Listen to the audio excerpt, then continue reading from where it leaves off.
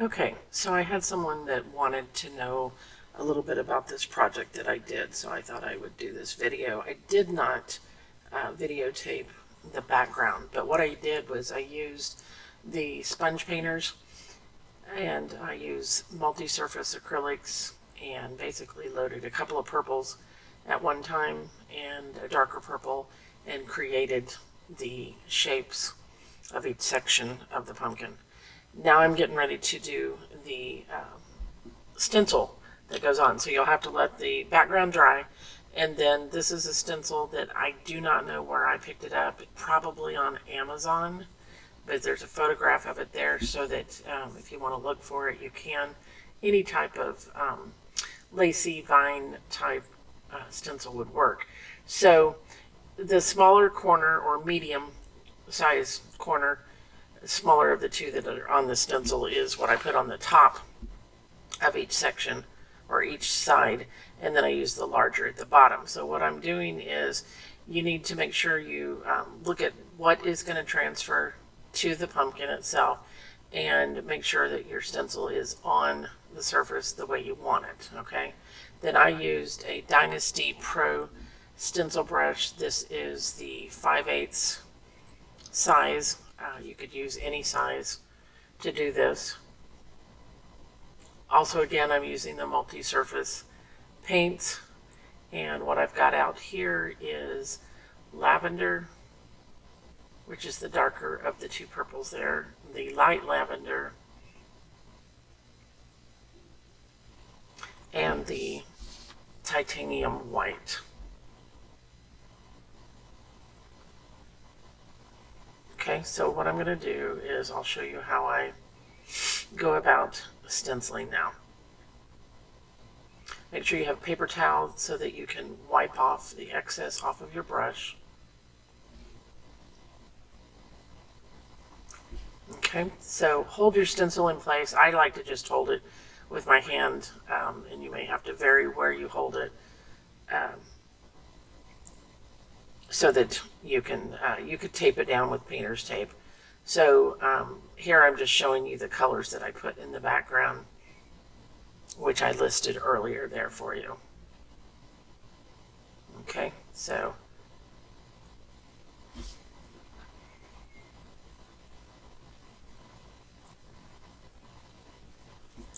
I'm just kind of looking at the spacing next to the edge, left edge, and then how much is going to come off on the top of the pumpkin to make sure I've got as much of the area covered as I want.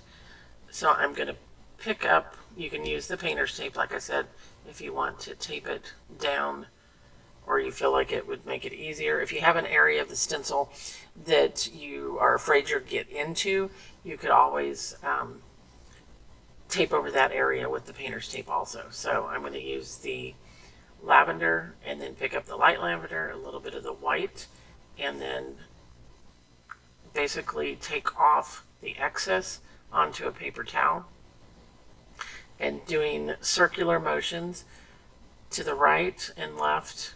So basically you're going to just make circles and go over all of the stencil, constantly changing your direction, right and to the left. That way you get into all the little crevices from the different angles. So what this is going to do is put you a base down of the purple, okay? And if you wanted to, like I said, you could tape off where the words are. And see, you've got a lavender color here. Now I wanted it lighter, so now I'm going to go into just the white.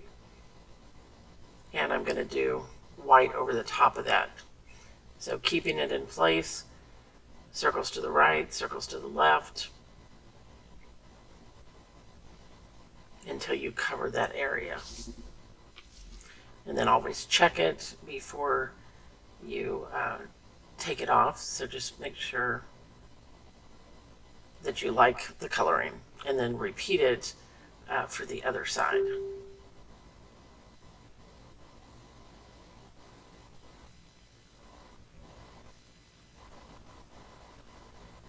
Okay, so I got a little bit out there where I didn't want it. That's why I said that you could tape it off if you wanted to. So I'm just taking some brush and damp brush, and then you can also use a baby wipe and remove some of that too. A lot of times that will take care of it. You can always just add some of the darker purple back over the top. Always double check the back of your stencil if you're going straight from one area of the pumpkin to the other, to make sure that none of the color came through on the back side of the stencil that you're using. That way you're not transferring any blotchy type areas. So you can see what it looks like there. So then you're going to just take that same, see how I'm blotting? So I'm making sure that there's no product on the back side of that stencil. And now we're going to put it on the other side. So again, you're going to line it up. You'll be able to see what you've already done through the stencil. So I'm trying to get it similar, and then you can see where that other one's underneath and this one goes on top. So you're just double checking to make sure. And because I've got those corners showing there where I might get some off on the dark part of the pumpkin, I'm going to go ahead and put the painter's tape on there. I have gloves on because I just did the background and I don't like getting it all over me. It just saves me from cleaning my hands.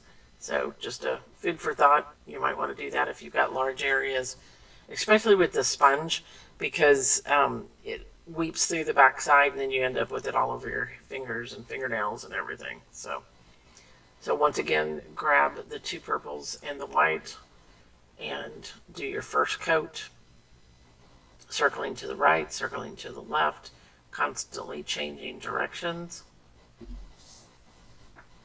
till you've got a nice even coat. You'll be able to see. Okay, double check yourself and then go into the white.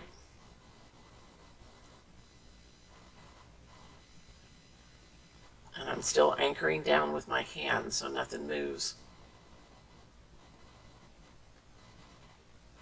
So as far as the pressure, you want to put some pressure down, but you don't want so much that you end up going underneath the stencil.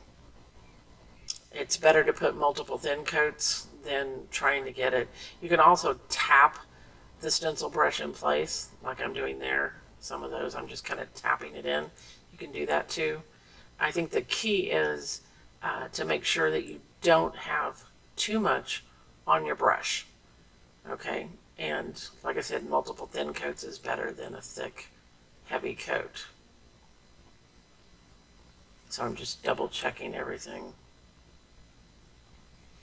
All right, so again, check the back side of your stencil. And we're going to use the larger area. And this dries pretty quickly, but while it's drying, I'm going to just take one of those little ends of one of the vines and put it up on the stem of the pumpkin. So just kind of figure out what pattern you want, and then pick up those colors and just repeat the same thing over again. And I'm kind of just tapping that one on since I've only got the one little motif.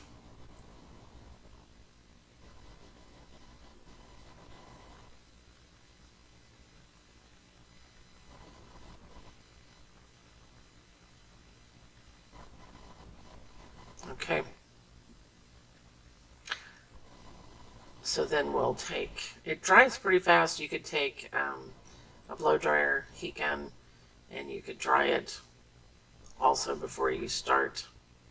Shop towels are probably better than just a paper towel, just because you're kind of circling it on the paper towel to remove. So when I do this larger one, there again, I'm still looking at where the design is going to be placed. So those two swirls or curls on the end need to be evenly spaced. So here is what the pumpkin looks like. It's MDF. Okay, so there's 3 different ones. They each have different slots. So you've got, you know, the one with the bottom slot will be first, the 2 slots second, and then the one with the stem will be the third. Okay, so again, look at where your stencil is as far as spacing. Make sure you have the same amount of space, and look at where it's going to touch at the top to make sure you're not overlapping into it. So you may need to push it down. So just be aware of, and you'll be able to see where, if you were on top of something you've already done, you'll be able to see that through the stencil. Okay, so this is a little bit larger area. So loading with the 2 purples and the white again, circling to the right, circle to the left, and just make sure all of that is covered evenly. And I got a little bit out there on that lettering. I should have probably taped over that. Do as I say, not as I do. You think you're going to be careful, and then you get to going in circles, and before you know it, you're off onto an area that you didn't want it on if you've got multiple designs on one stencil.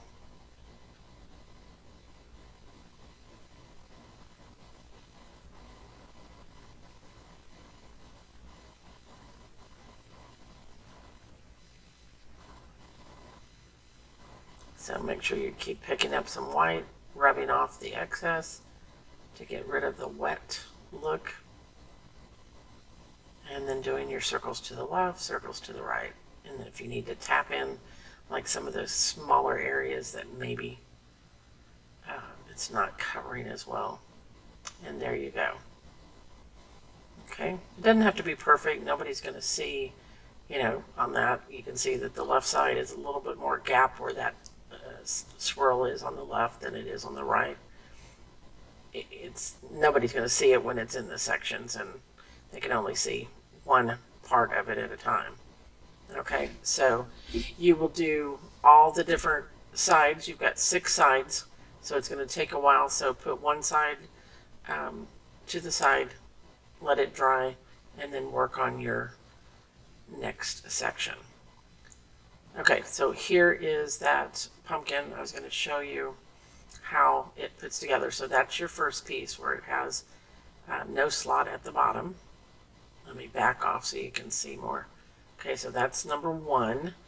The one with the 2 cuts is the second one to go in. And then your one with the stem will go, and you almost have to have 3 hands to work on it, just gently. So what I would recommend is if you're selling these or even storing them from season to season, I would take them apart. I would lay some type of cushioning between it so you don't scratch your design, and I would store in a controlled environment. You don't want it to get too hot, too cold, just to lengthen the life of your product. Okay, so this is about 10.5 high at the stem, almost 11. And then you've got 5.5 on each side, so you've got 11 across. So almost 11 by 11.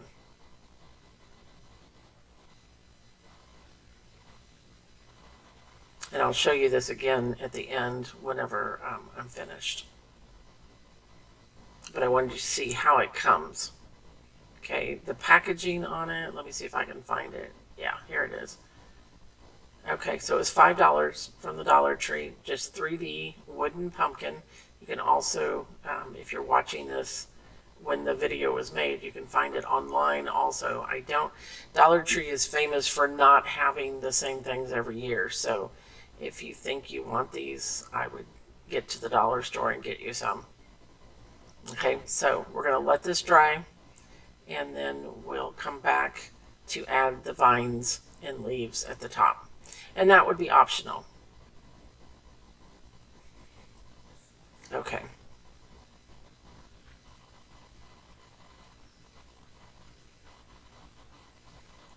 All right, so now I'm back, and this is dry, and we're going to start on doing the leaves.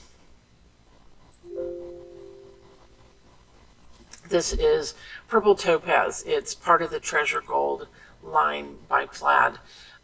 Treasure Gold comes in multiple colors. Okay, and then I'm using the dioxazine purple, and I may use some white. I haven't decided yet. So I'm going to use a square shader or a flat, and this is 3/4. Depending on what size you want your leaves, you could change. You might do some on a practice sheet and then decide what size you want. Okay, so I'm going to double load this brush after I get all these bottles out of my way so I don't knock something over.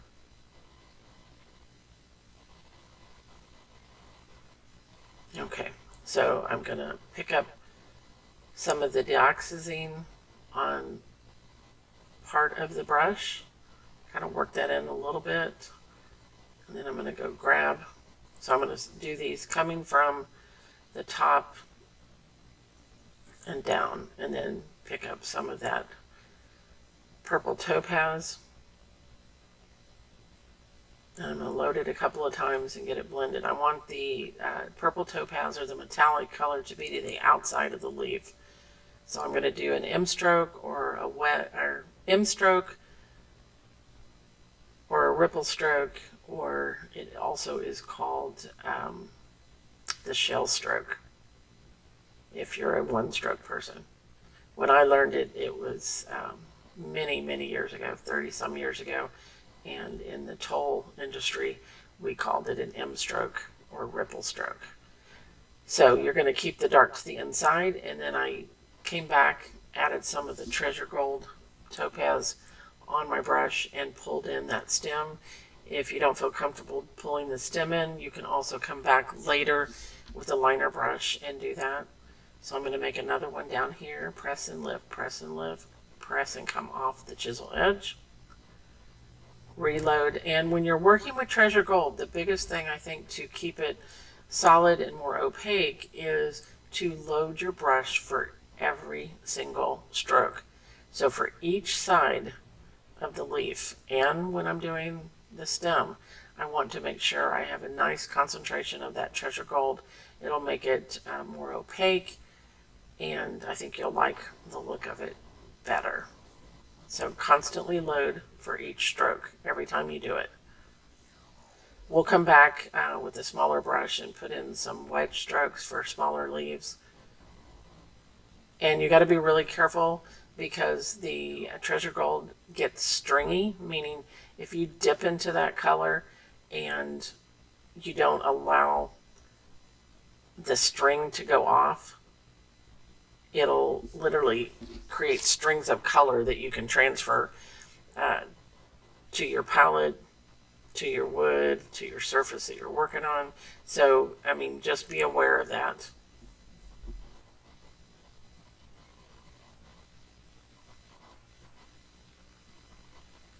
So the reason I'm using the purple topaz to do the veining is because we've got the dark in the center, so the dark wouldn't show up if you did a dark.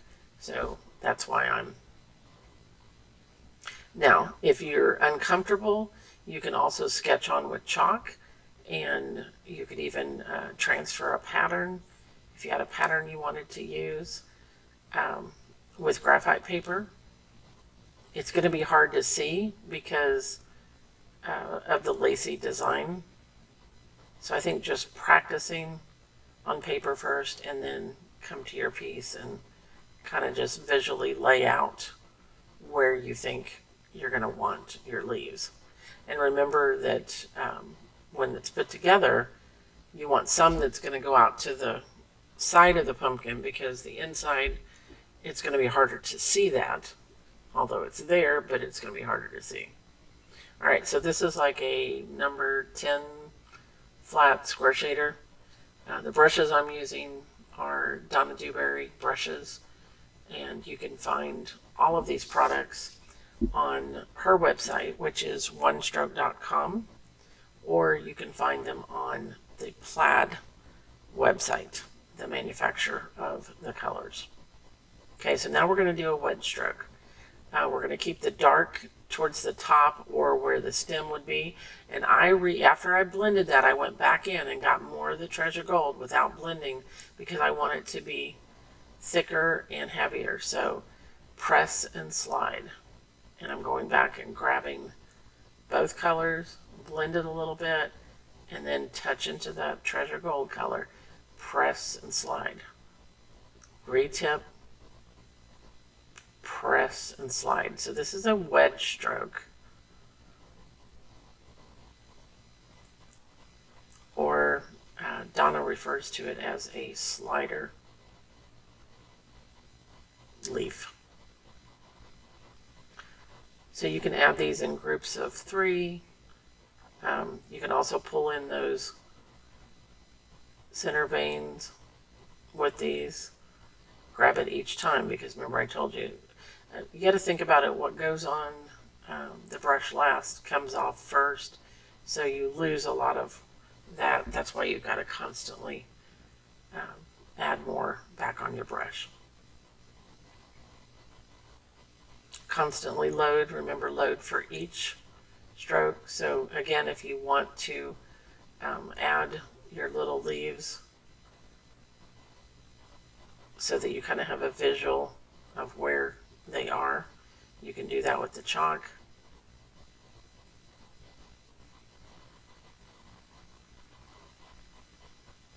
And that's just regular chalk from the craft store or Walmart, anywhere you can get it. Nothing special about it. Press and slide.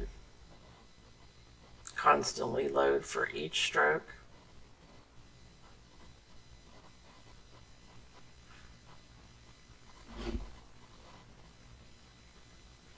And then I'll hold this up later so you can see it. I know it's hard to see.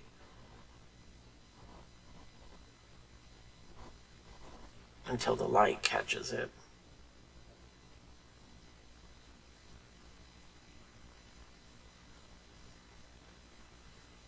So press and slide. I forgot to reload. And you could go back over these again if you wanted them even more solid.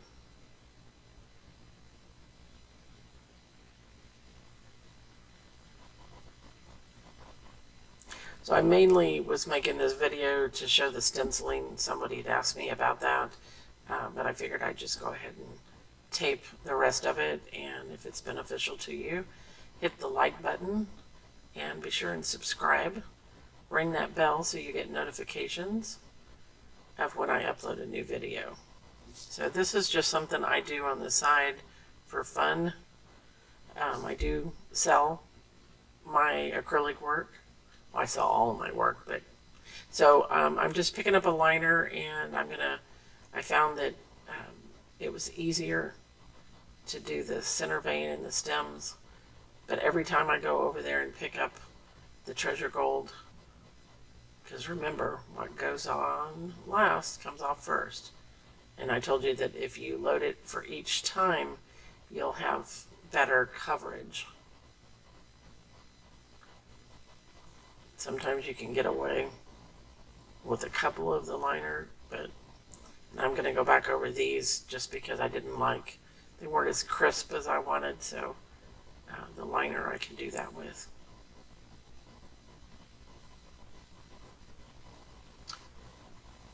You could add curlicues if you wanted, but you're not going to see them.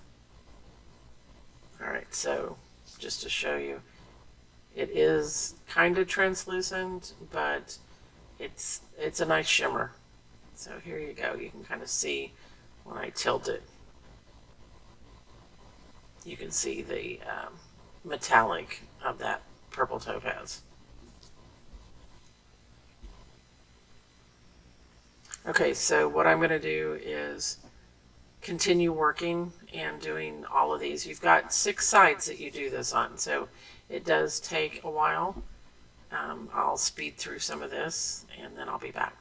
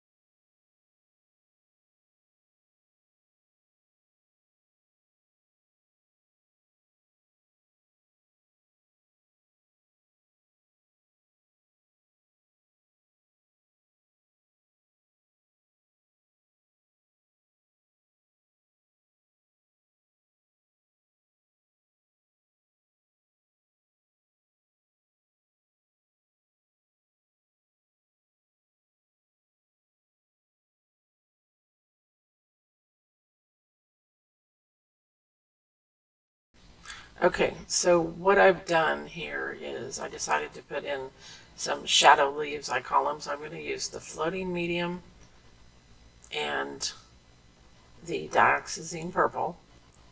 And so I'm going to take some floating medium out and add just a tiny bit of dioxazine to it, and it creates almost like a wash of color. And then I'm just doing little wet strokes. So more leaves, but they're the darker purple. And you may have to go over them twice to make them, but these are just little floaters or background leaves that you can add just for a bit of interest across your piece. You wouldn't have to do this. This is just something I like to do. So let's do, you can see where I've got them on that piece. Okay, it's still drying. And then I've got one more to do. So let's do it. And I've done these once, so I'm just going back over them again. When you add the floating medium to the multi-surface color, because you're starting out with a medium and then just putting a little bit of color in it, it makes it very transparent or translucent. So it's fun to play with. It doesn't show up as much on here when you're looking at it, but I think it is just another level of interest. But I did go back over these twice so that they would be a little bit darker. So just press, pull, and lift. You do not turn the brush when you do this. I have other videos that I've got brush strokes on that you can watch here on my YouTube. And I just recommend you practice. You can practice with watercolors that are real cheap at the dollar store on some media paper or just newsprint paper pad. So you've got 6 sides again to do this on, so you've got to dry one side before you can do the other, but you can see how that just gives it another level of interest, and I think it looks pretty cool. And again, that was purple topaz. You could do just the purple topaz leaves if you wanted instead of the dark purple. You could use silver instead of the purple topaz. It has that silver-like characteristic to it.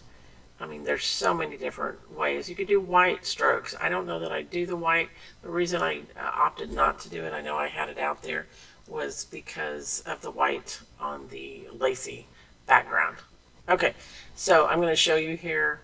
We're going to put this one together. Okay, so that is your first one because it's got the gap that starts up, and then you want the one that has the 2 cuts in it second. Okay, so put that one on. You would want to make sure everything's completely dry before you start this, and sometimes you feel like you need about 3 hands to do it. It wasn't going on there really good for me, but I slid it over the top and we're done. So here is another version. This is blues. I just used a couple of different blues and white for the background, and then I used the platinum treasure gold and peacock blue for my leaves and stems. So I hope you like these. I look forward to seeing what you create, and happy painting.